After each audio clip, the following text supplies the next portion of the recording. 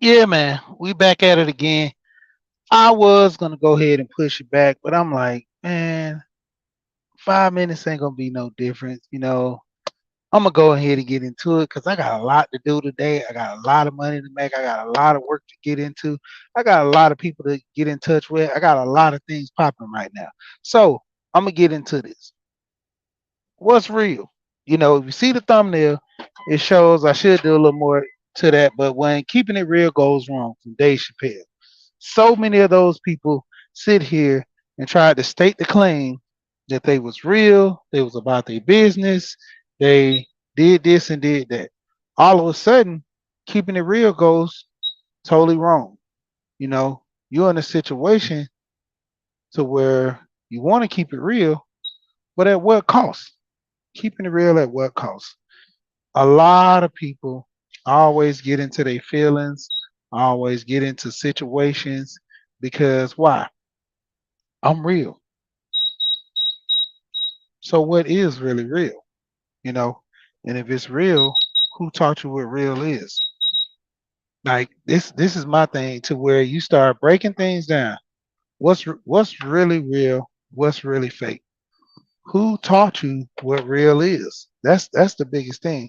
If you're a real person, you're this, you're that. Who taught you this? You know, that's always been my biggest thing. Like who's your teacher? Who is your teacher? Who taught you what real is? Who taught you what fake is? A lot of times we go out to different, sayings or situations and all this stuff, and in the end, what's going on? Man, I think I put in the wrong password. And a lot of times we have situations to where a lot of people bump their heads and they always claiming that, I'm real. And the situation is, how are you real? Who told you you was real? And how is your realness different from anybody else's realness? You know, that's the crazy part that gets me. We learn certain things from our parents, we learn certain things from our family, and so we just take it for face value. The comedian, um, who was it? Bruce. He had a funny little thing where he said that you know it's inappropriate to the degree, but he say all short people come from men who have small things. Just a reference. It's funny when I heard it at the time, so I got a kick out of it. But the thing of it was, information like that put him to the point where he thought all people were like that. All people were short. There was a situation to where, I mean, I'm not short, but midgets, and that was their scenario, which was funny because why, he's a comedian and he's making a joke. But the point of it is, you have people like that in real life will give information like that, and you have somebody young, in his case, in that situation, taking it for face value. That's what really goes on. You know, you have young people that don't know how to pay bills and do things right. They learn, you know, well, mama only got paid this much money. So she would always pay half on the bills. She didn't pay the whole bill. So therefore, when you grow up, what are you going to do? You're going to adapt that same behavior. Start paying half on your bills to the point where you get too far behind, you can't catch up, you know. And that's the thing about this scenario, keeping it real. People only give half truths, you know, even in situations and having kids, prime example, um, for those that don't really know or know, I do gardening and stuff. And you have a lot of channels that talk about gardening. I'm in the gardening community. And a lot of times they always say, man, just put the seeds in the ground and do this and do that. They don't tell you that gardening is more work, which I've already known because I planted before when I was young. I was in 4-H and everything as a kid. But the point of it is, you literally have to put in some work. You have to learn that certain plants need to be planted certain times of the year. You know, can you plant watermelons in the wintertime? You can.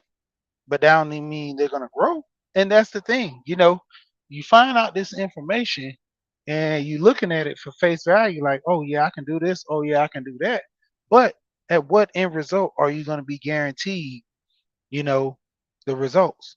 And that's what I say, coming back to keeping it real.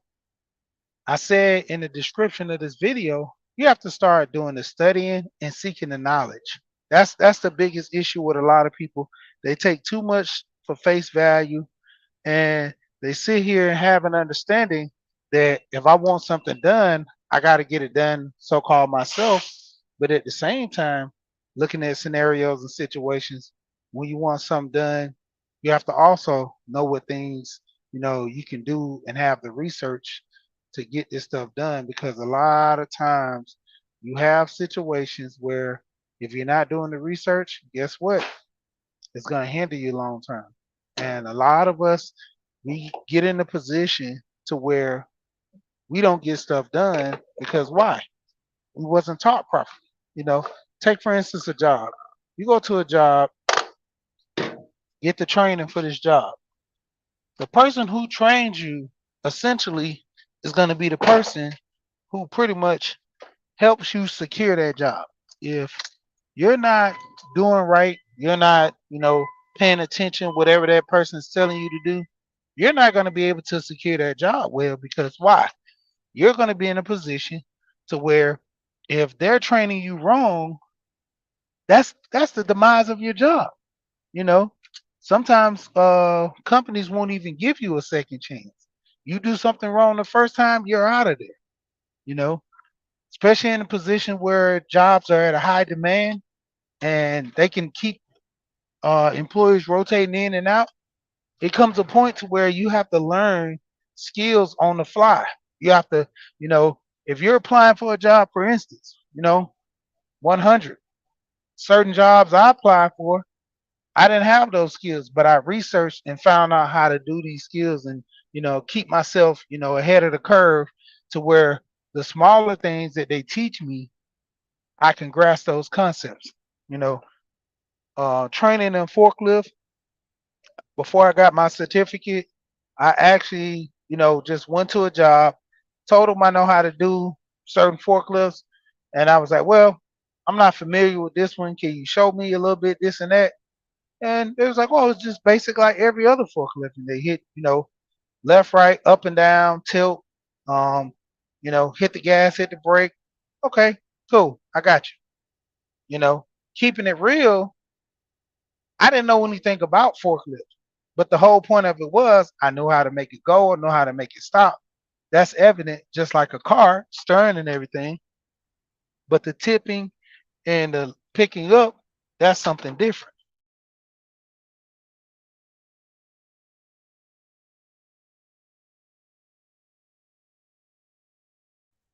Mark, what's going on, man? I haven't seen you in a minute. I haven't been over there, man. You be getting it in late. I see your videos throughout the day, man. I gotta pull up on you one night, man. You know, sometimes I get up early, so I'll be doing the late shows, and I be catching your videos though, man. Shout out to you, Mark. Shout out to you, man. What's going on with you? Like I said, I try to keep along the pace, but what's going on, Mark? But get back into it. A lot of times, man, with us trying to keep it real, trying to be motivated to, get ourselves in a position to do the right thing, to help family out. The things that we're taught from our family pretty much balances us, with our life. We have situations to where if I'm not taught something properly, it's going to hinder not only me, but my kids. That's why I got to go seek the knowledge. When I talk about life insurance, prime example, I always talk about how my great grandmother told me you get life insurance, you don't want to be a burden to nobody. Then more and more as I started getting into life, I learned that my dad had life insurance for himself. He had a trust for us. And I always say that, far as your kids, they should be better than you. There's no reason why your kid shouldn't be either equal at your level or better than you as they grow up, because you're pouring information into them. And this is the key. If you don't have the information to pour into them, you seek the knowledge and give it to them. That's either through other people, through family members, or through friends. Don't have your kids walking out here docile and not knowing what is what. Now that's keeping it real, you know, and that's from a standpoint in which you're giving your child a leg up. I always speak on life insurance big too because far as generational wealth, I always speak on this.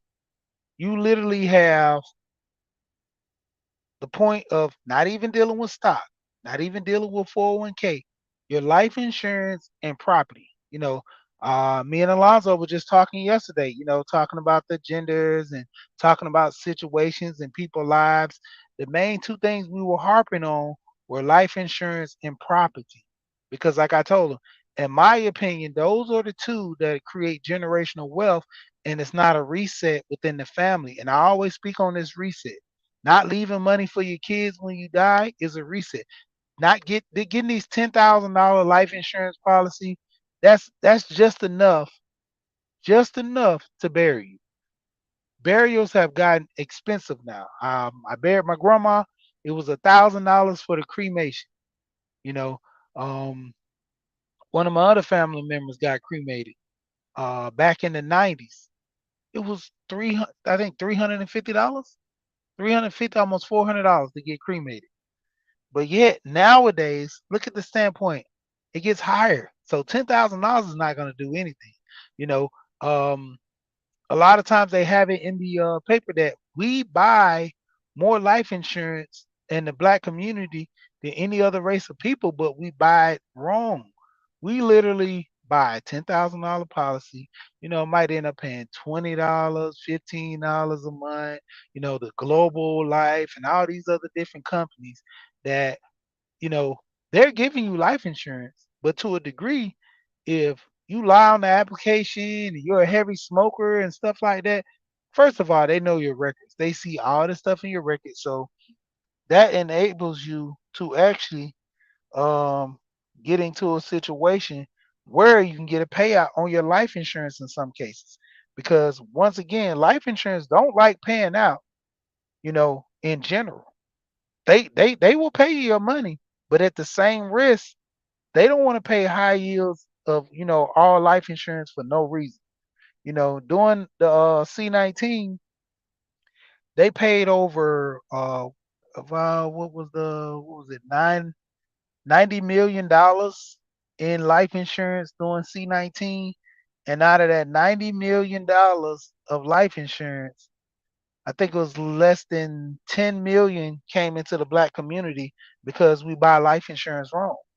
And see, the point is, like I keep going to the aspect of keeping it real, is researching, knowing, don't take things for face value. I can tell you life insurance is the best investment you'll ever get. Do your research. Figure out why am I telling you that. If I'm telling you that, okay. If I tell you that and it's wrong, you've done your research and you figured it out that hey, I'm only just saying that because this is something that I'm pushing. And this is the biggest thing. I don't even sell life insurance. For me to push life insurance so much, I'm looking at the next generation. I'm looking at my kids being able to get themselves in a position to win. I didn't get that reset. My dad passed. My dad had life insurance. He had a trust for me when I got of age. I didn't get that reset. I can't do my kids like that. Like I keep telling people, I want what's best for my kids and I want my kids to be better. I'm not going to give them a reset because I didn't get the reset. I'm not going to be a disservice. They say within three generations, anything built would always crumble within 3 generations.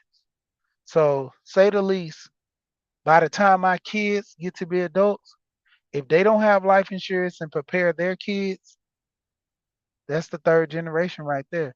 They broke the cycle of trying to build wealth. So the whole point of keeping it real is seeking the knowledge, knowing things, having understanding of what you're dealing with, who you're dealing with, and making the best choices. A lot of times I keep, you know, telling people about the videos, and I got a short that I'm gonna put up too. It's kind of funny. Um, I seen this rapper and he was doing an interview with I think this podcast called Say Cheese, and he said the rap game is fake, just like pro wrestling. And the funny thing is, I crossed out the rap game and put the YouTube game is fake, like pro wrestling, because majority of it is not real. The point of it is the sub count, the views. I can have two people in here, and for all that been on my channel and been on my channel for a long time, you already know what I stand on this. I always say rehear, for the simple fact is I can have two people, I can have a million people. I'm talking like there's a lot of people in the chat. So when I say we here, it's generally what it means. We are here. If I'm only one person, you got to talk to me like it's 20 people in the room, 100 people in the room, 1,000 people in the room. You know, if you want the big audience, you got to practice for it. You got to be ready for it. So I'm always ready. You know, the old saying is you ain't got to get ready if you stay ready. You know, keep your boots laced at all time so you're already prepared to go to war. And this is the biggest thing within a lot of times giving out information, seeking the knowledge, understanding what you're dealing with, no faults, have an understanding. If someone's giving you information, that's face value. Listen to it, you can critique it, to the point. I always say you can learn something from a homeless person and a kid all the way up to the richest person in the world. Because why? They can influence you in so many different ways. I've talked to homeless people told me not to smoke crack. I've talked to homeless people and said that crack was the best thing for their life. You know, it gave them discernment, gave them a better understanding about life. But at the same time, it put them in a position that crippled them financially. You know, a lot of them they say they words were over. When I used to do a lot of volunteering, talk to a lot of people who was in bad situations. You know, I had a business where I transported people. There was a lot of situations where people say that it was situations for the worst, but turned out being for the best for them because it slowed them down in life. It gave them a sense of understanding that they got to get things more secure with their life. You know,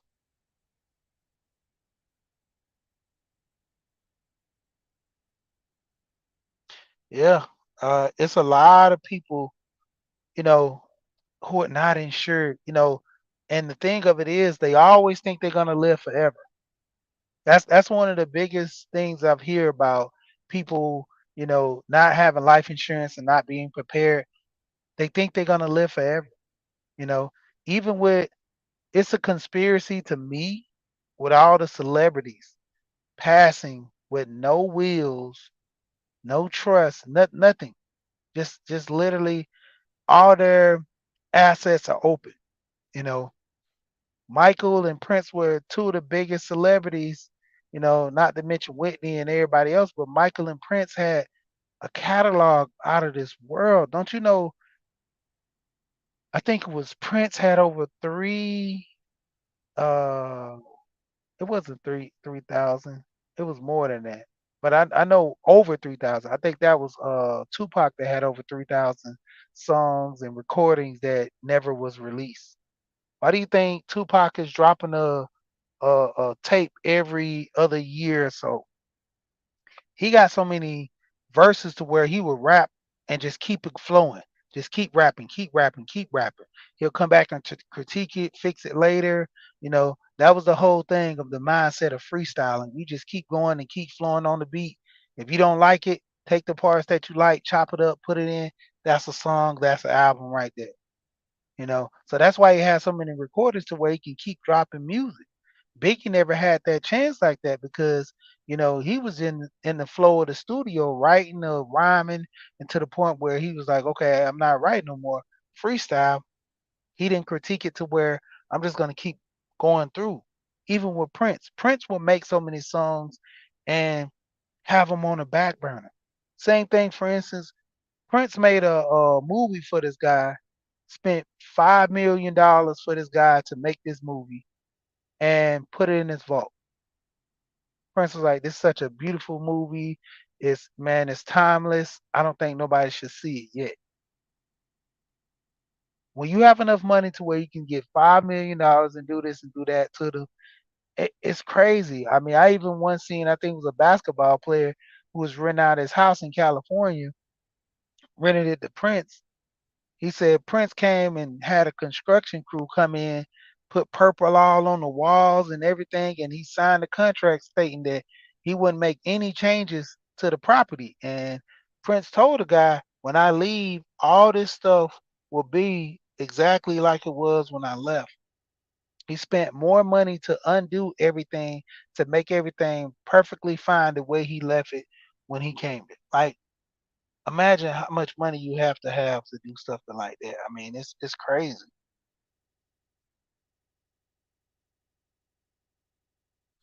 Yeah. Funny story, man. I'm gonna say to that. My mom, she was a nurse, and my grandma told me this story of her being in the Air Force and all that, and became a nurse. Because every time I seen, she would always help people deal. I remember this one time I was real young. This guy, he had his mouth wired up from because we was at a shelter helping and feeding the homeless, and I was a little kid giving out bread and stuff like that. But there was a guy who, ended up had his mouth wired shut. I think he got into an accident or something, and he was drinking, so his jaw was all busted up. So they wired his mouth shut and everything. But the crazy part was, she gave him a straw to where she was like, "Now I'm gonna give you 3 or 4 straws because I know you're gonna be drinking, but mainly use this to eat soup." So she took the bread, she took all the vegetables, she blended it up, put it in there, and ate that way. Cause the guy got out of the hospital, I think 2 days prior, and wasn't eating anything. He was just so hungry. He said he can't eat anything. His mouth was wired shut. She gave him a straw. It's like just seeing little things that my mom did like that. But getting into it, she ended up going down to the um the morgue to drop off a body. And I don't know, like they pronounced him dead. Some of his heart must have just stopped for a little bit, and he kicked back up and he woke up and was like, "Where am I?" Man, I think my mom would have beat Carl Lewis that day. Everybody told me that story, was crying, laughing. She called everybody. She was like, she didn't want to be a nurse no more. She's like, if I do, I'm not dealing with nothing concerning dead bodies. Or even if you pronounced it, it was something hilarious, y'all. I was like, nah, I'm good. I'm good. I'm good. Yeah, but it's crazy, dealing with that. And that's the biggest thing. A lot of people being in situations to where you're not having the funds to deal with, you know, funerals. You know how many people are in situations to where they're literally one incident from being, homeless. Most people live paycheck to paycheck. I talked about this the other day, to where you have situations where you live in paycheck to paycheck. Any situation pops up, people who own homes, you have a water heater bust, you're done for. You know, my roof was what, 40, 45, 45, 5,000 or something like that to get a new roof. I didn't have that money. You know, if anything, I had a couple of thousand less, like 2,000 maybe, pushing three. I didn't have $5,000 just straight out to pay for the roof. They were saying, well, you can do installments, this and that, but I had a home warranty.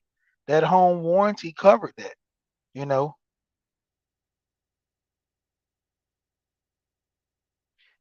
like the home warranty covered that, and it situation helped me out. You know, and I learned this from what did I go to that day? It was some type of financial event and field day for the kids, and I think it was like leaving out my oh, it was Loganville Day when I stay in I was staying in this small town, and they have a Snellville Day, Loganville Day. It's small city, so they have a city day, and I end up talking to some people at this different tents, and I got a life insurance policy that day. Turned around and got a a home warranty at the same time. And the home warranty, a lot of people don't know about this.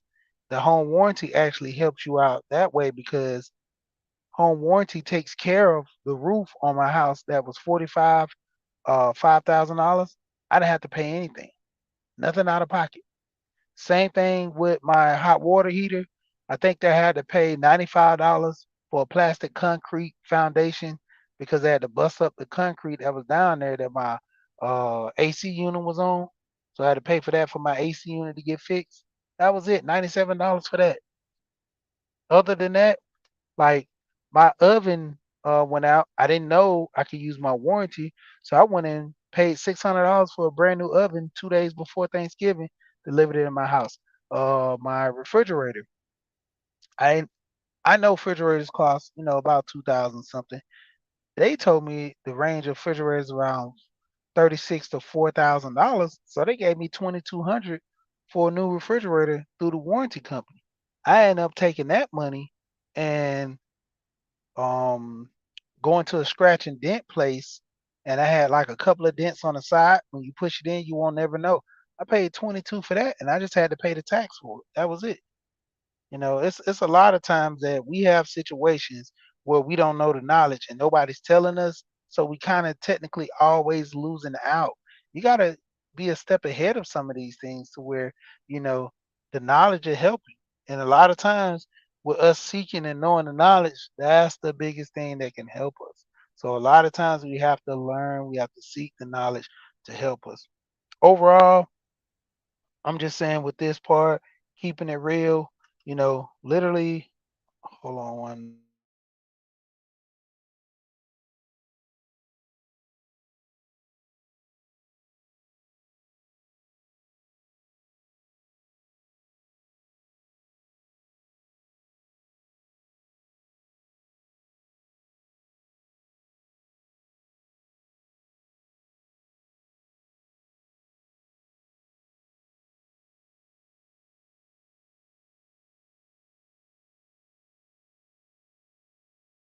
I was trying to make sure passionately got her wrench. I got everybody over here got to have a wrench because I want you to connect with other channels. I want you to reach out with other people. You have fun in the chat, have fun outside of chat. It's the fastest way because trying to type up certain names, YouTube, I think, in my opinion, hides some users and everything. But we're gonna see.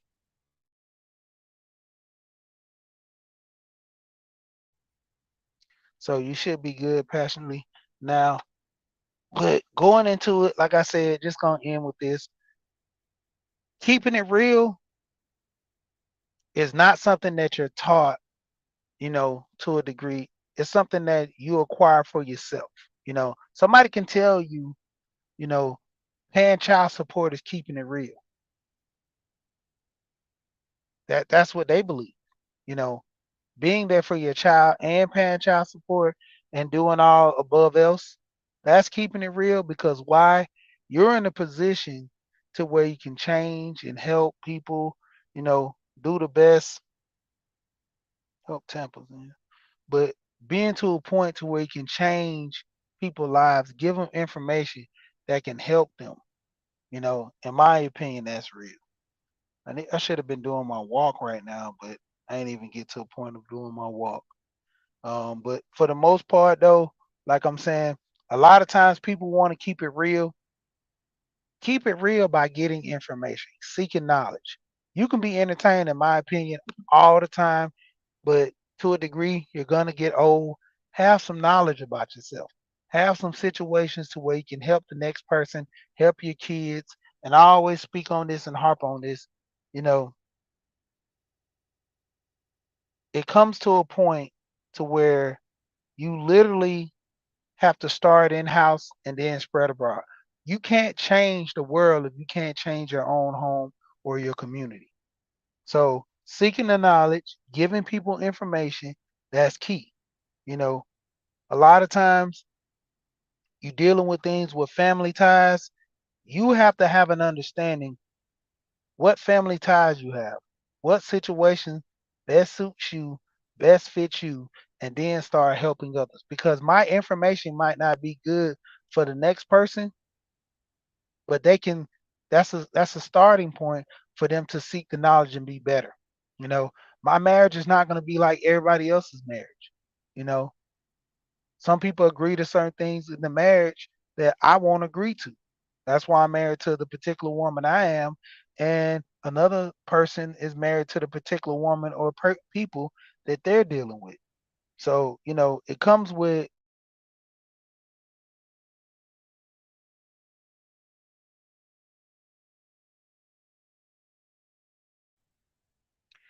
I'm gonna have to see why VOM is not pulling up on my YouTube. I don't know if they blocked or something. Let's see. Ban user, delete their comments. I might have to go through YouTube and figure that out. Because I'm seeing you on my StreamYard, but I never really see you right down here when it comes to my YouTube.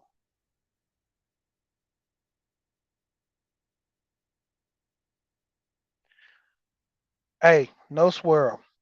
They literally have a community of gardening, you know, within the YouTube space that I'm on. Okay, cool. Yeah, they literally have a YouTube gardening space. Miss T with the T. I be on her channel in the mornings from 9:30 until, and she gets in touch with a lot of the gardeners. Let's see, I don't know who's in Florida. I would have to pull up. I know Lash's Journey's in the Florida area, but I think she's near like the Tallahassee area or something like that. Okay. Yeah. Matter of fact, I jump on tomorrow and I do something about gardening and everything. I'll try to see if I can get a couple of passionately. Uh, she's in the gardening community. She might know somebody from Florida. She does gardening. She the one that introduced me to the video we was talking about with Miss T, when you have to use the Q-tip, and like I told you, that's like some type of sexual gardening right there. It's a joke. Y'all got to see and hear the whole thing what they're talking about. But yeah. And when it comes down to it, a lot of times, like the gardening community, getting a small plot of land down there, to a point, and people gardening on it, using that land strictly for gardening purposes. And I'm quite sure the city will be cool with it too. You know, they have different areas. I don't know in Florida, but I know in different other states they have it to where, like, Chicago, they have different plots of land to where, as long as you don't put a business on it, they're fine with you putting a garden, putting extra parking for the community, because you're doing something that's going to help the community. They'll sell you that plot of land for $1 in most cases, depending on how you structure things and deal with them. So we'll touch on that tomorrow, but I'm going to go ahead and jump off of here. But keeping it real goes wrong. Just what's real, have an understanding. If something is real for you, it might not be real for the next person. So overall, get to a point in life to where you're grasping concepts and getting stuff done. You know, Having an understanding that I want to keep my kids in a better situation. I want to keep myself in the best situation. Shout out to Gold Professor with the 9 laws of self-govern.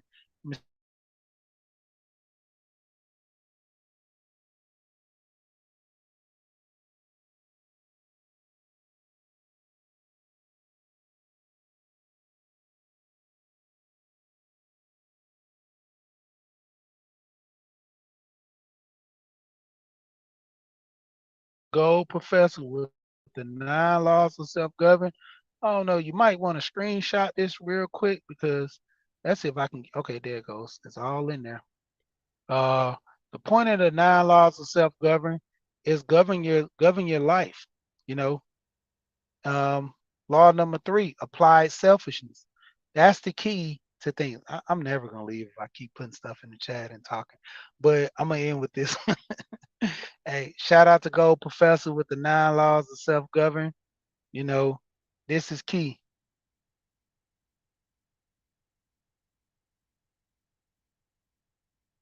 And the 9 laws of self-govern helps you guide you through life. The first rule is discipline. That's the key. If you don't have discipline, you can't do amongst all these things on the list. You can't do anything without discipline.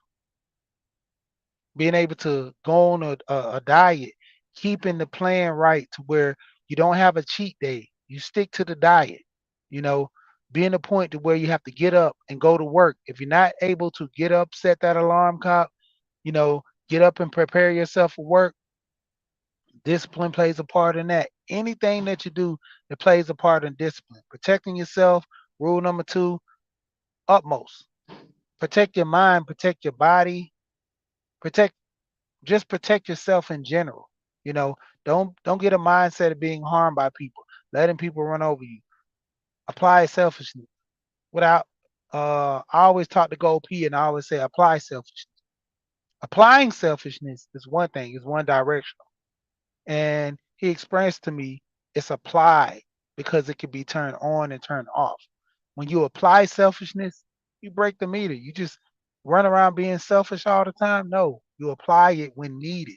So that's why it's applied selfishness. You know, reading, not only just reading a book, a lot of people take time and understand that not only just reading a book, you're reading the room, you're reading situations, you're having an understanding about life. They exercise the same way, and not only exercising the body, but you're exercising the mind as well. You know, key things to understand in life, having an understanding for what you want to do, how you want to be in life, self-explanatory. You know, shout out to Gold P. 6 and 7, they interchangeable. Know your worth, know who you are. I always talk about this when I speak on knowledge of self. If you have knowledge yourself, you know your worth and you know who you are. A lot of times, people are lost in the world, lost in the system in which they don't have an understanding about life. That's what hinders them from being great and doing great things because they don't understand, they don't know about life. That's the key thing. Also, getting into it real quick, build something. Self explanatory. Building something is the key to most people's success. You know, how many people have made a product that people have bought, made millions and millions of dollars off? How many people just made a family that's real successful, you know, in life? Everybody looks at your kids and say have great kids. Look at the older kids that you have that become adults and say these are very mature, responsible, you know, loving, you know, adults. It goes with that as well. And the ninth one is, you know, self-explanatory. Plant these seeds and be patient. This can go into the garden aspect. This can go into having a kid. Being patient, you know, riding the waves of your child and their growth. This can go into marriage, planting that seed and being patient and living those 40, 50, 60 years of marriage. You know, you can grow old with somebody until time permits itself. But the point of it is, you get in that situation and having someone that you can love and be respectful to for the rest of your life. You know, also having an understanding. You know, being patient, planting seeds and being patient. It goes into a lot of variations of life. The point of it is, are you ready for that? A lot of people are not ready. That's the whole thing of getting your mindset together. You know, that's what the 9 laws of self-govern for. Is for you to govern yourself accordingly in life. To you to pass this knowledge and govern the kids and govern the family. Everybody has a point. Everybody has a situation in life where it's planned for what? For you to live a certain way. But you know what I always say, people? Shout out to everybody that came through. And you know, I be forgetting I'm a YouTuber now, so I gotta say this. Hit the like, you know, share and subscribe if you want to. It's not a big thing for me because my thing is I already know who my people are. They come in, they listen, they get the information. I might not be 100 on everything for people to their likeness, but the point is seeking the information, seeking some knowledge and grow. That's the key. Like always, you know what I say until then, we here and we gone.